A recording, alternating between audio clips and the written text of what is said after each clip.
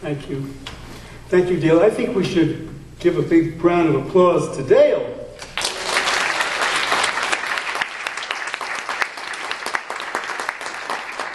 This has not been an easy gig for him to get together. As many of you know, I've been writing this book for a long time, and it is very long. It is being called a novel.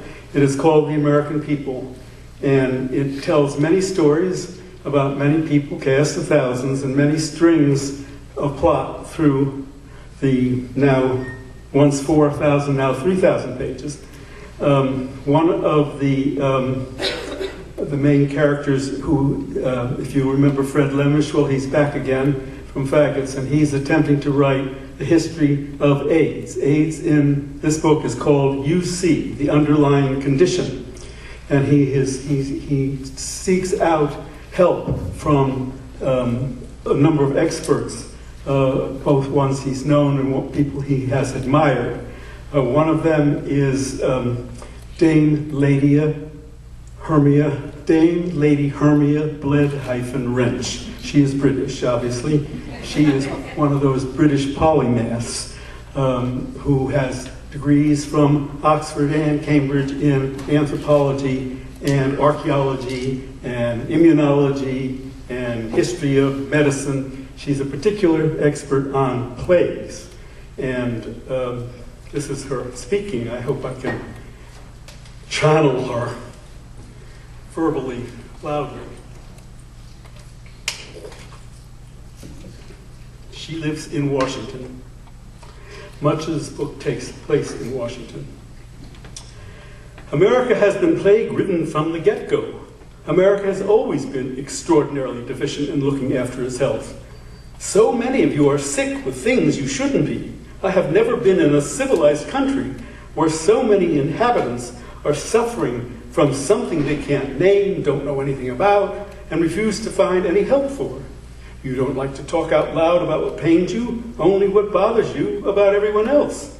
Disease, illness, the more serious, the more so is grounds for the whisper. He's got shh, she's got psst. Our noble English language, which we handed to you on a silver platter, doesn't work well in your country when it comes to your health.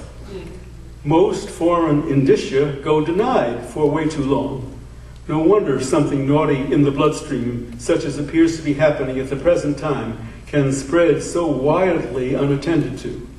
We Brits are just the reverse. The moment we smell a skunk, we raise the alarm. Before even, we are a very suspicious people. That is why we have survived so long. True, doctors everywhere form the principal population of those in denial. God forbid doctors should take sides and render strong opinions out loud. A doctor must always hedge his bets, just in case. Mind you, the singular lack of curiosity on the part of most people everywhere is distressing, although Americans in particular, and on the whole, are a most incurious people. You consider curiosity impolite. How curious. You stuff yourselves with facts and starve yourself of the truth. We are dealing with big questions here.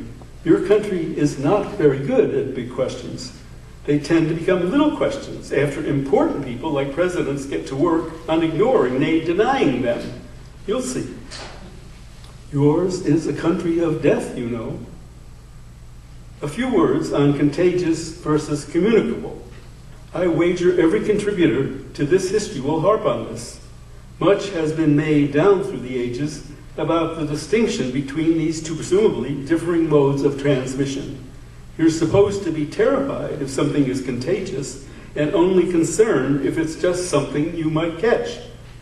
I have difficulty seeing much difference. Definitions like statistics, like numbers, are the most malleable of tools and most often bent out of shape by those with most to hide, such as their ignorance, or gain, such as from their manipulation of truths.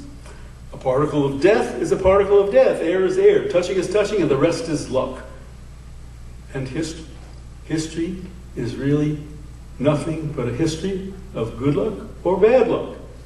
God forbid anyone should admit this. We would all be out of work. There have been many plagues of communicable contagion. There have been plagues spread via lessards, via nostrums, and ridaltes, all technical terms for conveyance mechanisms, plagues of dirt and mud, and of course sex. Most plagues, though, are usually defined by location, which gives us both a certain amount of and not nearly enough information. More and more we can now plot arrivals and, it is hoped, departures geographically through the centuries. The great plagues of northern Greenland, of the west of Nepal, of the outer banks of the upper Balta, of medieval Middle Bruges, of Renaissance Italy, south of the river Debo. These are just a few identifiable plagues that come to mind, which are still attributable to unknown causes. Lisbon, outside the walls, sometimes in the 15th century, eastern Yorkshire and western Scotland not long after. Could these two have been connected? You see what I mean? Indeed, one of these days, we may find a way to connect all these dots. Everyone has been infecting everyone else since the Garden of Eden. Of course we are all connected.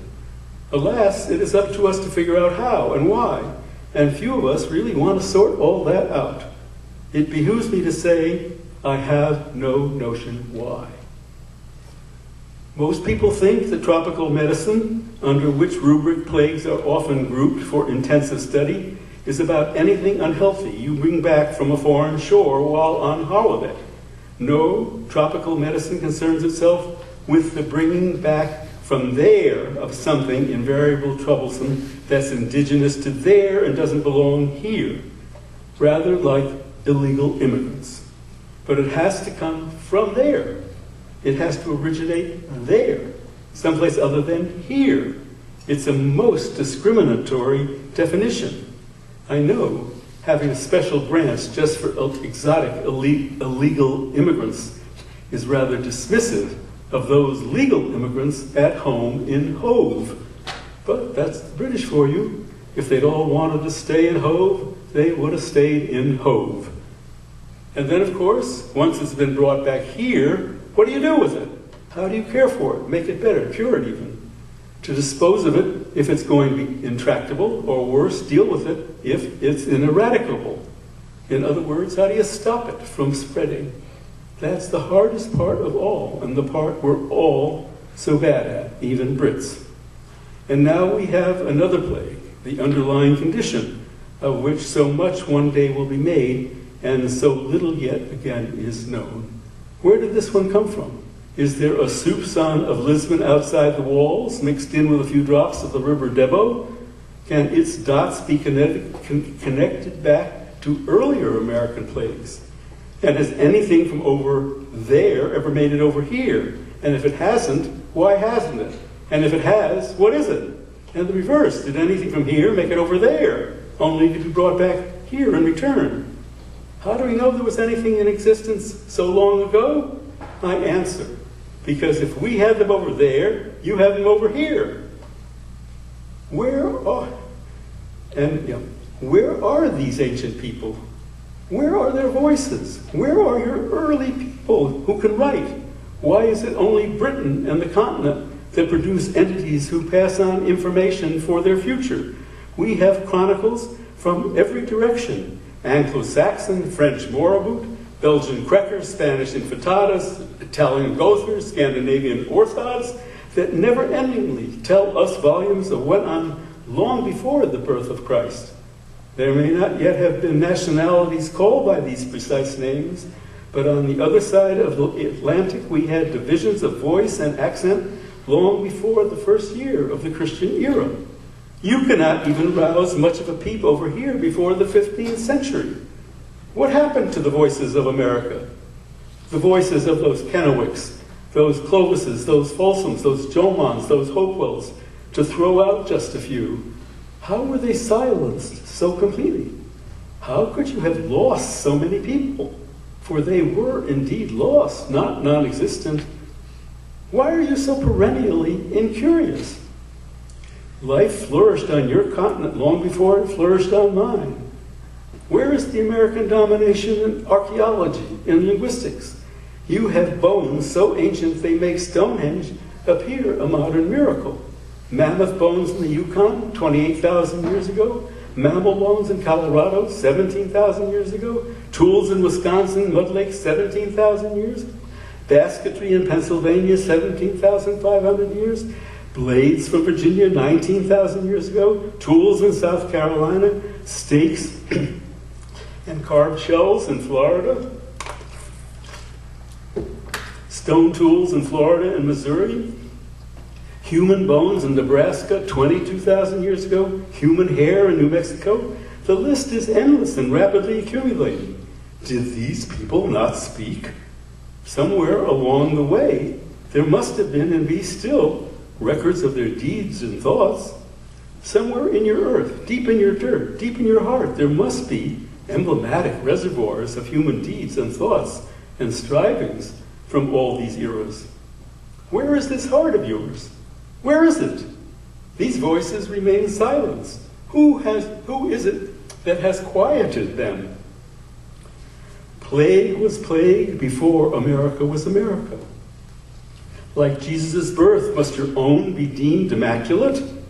If you discover earlier Indians, will more clamoring descendants crop up to claim your cornfields for craps tables?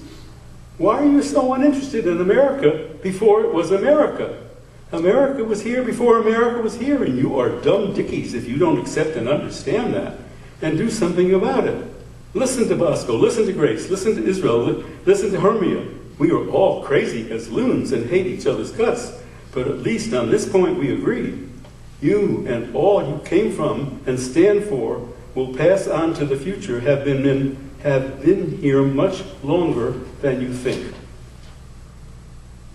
The problem of evil should have been the fundamental topic of wartime among intellectuals, but it wasn't. Nor was it after, nor is it now, nor has it ever been in the entire history of the American people. Almost as a matter of course, from war clouds' first dim gathering, politicians ignore evil and deny evil, and historians do the same. I find myself more and more overcome with evil's increasing apparitions. They are so absolute, so tidal, so total, so everlastingly resonant, so overwhelmingly suffocating, so impossible to overlook, and yet so totally ignored. I wish you were all on board with me in concentrating our whole history and discussions in terms of evil. Why is this such a leap for you? Is your gay world so timorous of admitting that you, as Jews and people of color were and are, actually hated? Thank you.